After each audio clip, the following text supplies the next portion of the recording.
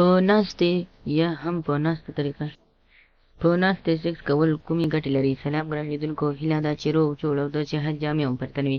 زه یو ځل بیا ستاسو په خدمت کې د یو نوي ویډیو سره حاضر یم. هیله ده چې د پام وړ مو وګرځېږي. تر هر څه دمخه باید یادونه وکړم، که زموږ چینل مو نه وي سبسکرایب کړی نو زموږ چینل سبسکرایب کړئ او په خوا کې ورسره د بغلي نشان ووهئ. مننه. په ناستې سیکس کول یا هم په ناستې سیکس کولو سره کوم ډول خوندونه زیاتېږي؟ کومې ښځې په ناستې سیکس کول غواړي او کوم خلک په ناستې سیکس کول ته زړه کېږي؟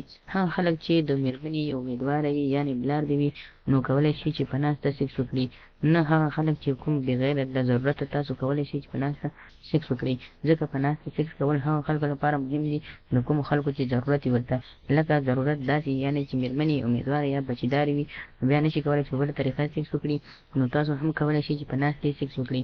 په ناستې سیکس داسې چې خپل ځان لاندې به بالښت کښېنئ، یعنې د خپل ځان لاندې به بالښت کېږدئ او له هغه د پاسه به تاسو کښېنئ. چې کله کښېناستئ نو تاسو به مېرمنې ته خپلې مېرمنې ته ووایئ چې ستاسو څخه یو بل طرف ته پښې واړوي، لکه په بایسکل یا په موټرسایکل باندې چې څوک پښې اړوي. په دغه طریقې باندې خپله باید مېرمنه ځان وښوروي. که تاسو چېرته ځان ورلاندې وښوروه هم څه خبر نشته، خو باید مېرمن په دغه طریقه چې په دغه وخت کې خپله ځان در باندې وښوروي راوښوروي.